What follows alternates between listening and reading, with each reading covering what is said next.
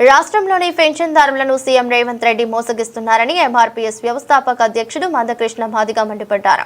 అధికారంలోకి వచ్చిన వెంటనే దివ్యాంగుల పెన్షన్ 6,000, ఆసరా పెన్షన్ 4,000 ఇస్తామని హామీనిచ్చారని 20 నెలలు దాటినా అమలు చేయట్లేదని విమర్శించారు.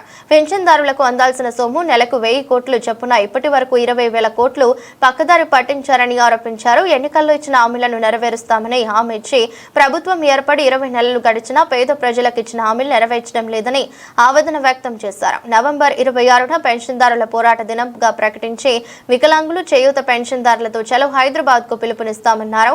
ఇందిరా పార్క్ దగ్గర వికలాంగుల మహాగర్జన వేలాది మందితో నిర్వహిస్తున్నామని మందకృష్ణ స్పష్టం చేశారు.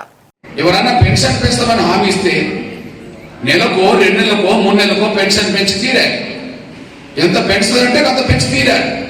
కానీ 20 నెలలుగా పెన్షన్ పెంచకుండా మోసం చేస్తున్న ప్రభుత్వాన్ని దేశంలో రేవంత్ రెడ్డి ప్రభుత్వాన్ని చూస్తున్నా నేను.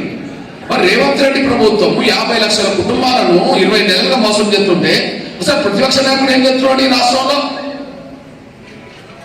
కేసీఆర్ ప్రతిపక్ష నాయకుడు కదా. ఒక ప్రతిపక్ష నాయకుడు హోదాలో చేయాల్సిన పని ఏంటిది?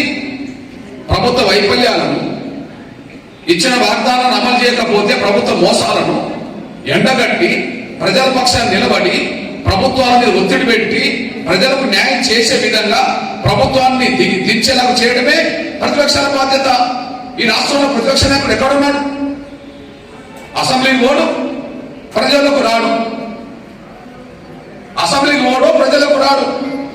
ఆయన గడిలో పడుకుంటాడు. ప్రత్యక్ష హోదా ఎందుకు? వీరందరి పక్షాన పెన్షన్ పెంచడమా గద్దె దిగిపోవడమా తేల్చుకోవడమే సెప్టెంబర్ 9వ తారీఖున హైదరాబాద్ లో జరగబోతారు. పెన్షన్ పెంచుతావా గద్దె దిగిపోతావా? ఈ మాట అనాల్సింది ఒక కుల సంఘం ఎంఆర్పీఎస్ కాదు, ప్రతిపక్ష నాయకుడు అనాలి. చంద్రబాబు నాయుడు గారి శిష్యులే ఈ రాష్ట్రంలో